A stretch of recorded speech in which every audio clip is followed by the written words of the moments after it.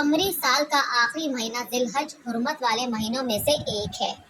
قرآن مجید میں اللہ تعالیٰ نے 10 راتوں کی قسم کھائی ہے۔ قسم ہے فجر کی اور 10 راتوں کی۔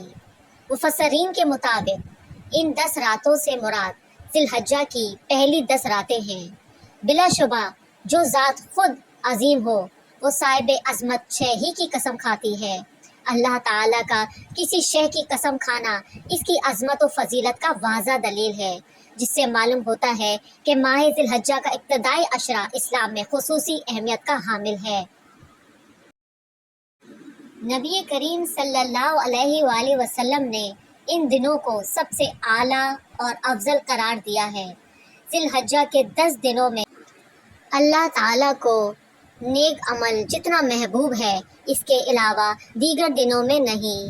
خاتم النبیین صلی اللہ تعالیٰ علیہ وآلہ وسلم نے فرمایا کہ اور دنوں میں بندے کا عبادت کرنا اللہ تعالیٰ کو اتنا محبوب نہیں جتنا ذی الحجہ کے عشرے میں محبوب ہے۔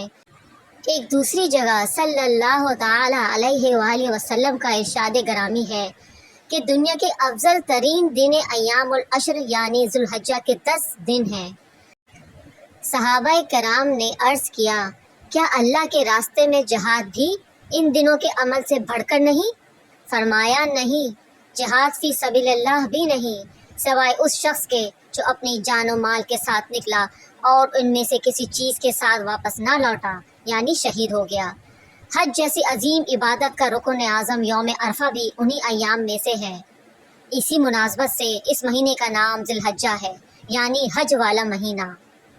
نبی کریم صلی اللہ علیہ وآلہ وسلم کا فرمان ہے کہ جس شخص نے اللہ کے گھر کا حج کیا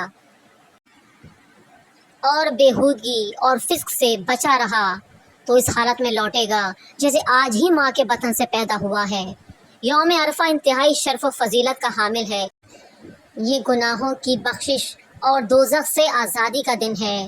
اگر اول عشرہ ذی الحجہ میں سوائے یوم عرفہ کے اور کوئی قابل ذکر یا اہم شے نہ بھی ہوتی تو یہی اس کی فضیلت کے لیے کافی تھا۔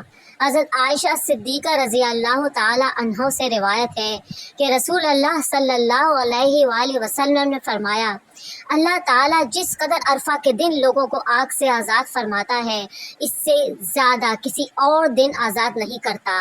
ایک اور حدیث میں رسول اللہ صلی اللہ علیہ وآلہ وسلم نے ارشاد فرمایا کہ شیطان یوم عرفہ کے علاوہ کسی اور دن میں اپنے آپ کو اتنا چھوٹا، حقیر، ذلیل اور غمناک محسوس نہیں کرتا جتنا اس دن کرتا ہے۔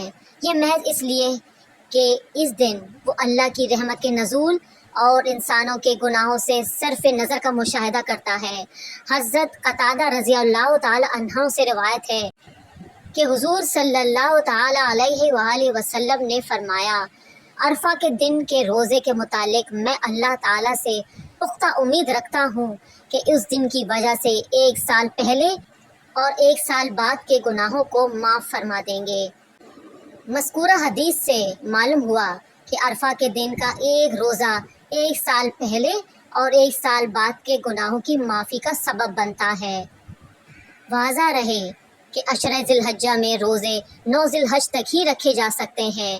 10 ذی الحج کو عید ہوتی ہے جس کا روزہ رکھنا جائز نہیں۔ اسی طرح عید الاضحیٰ کے بعد 11، 12، 13 ذی الحجہ کو ایام تشریق کہلاتے ہیں، ان میں بھی روزے رکھنا جائز نہیں۔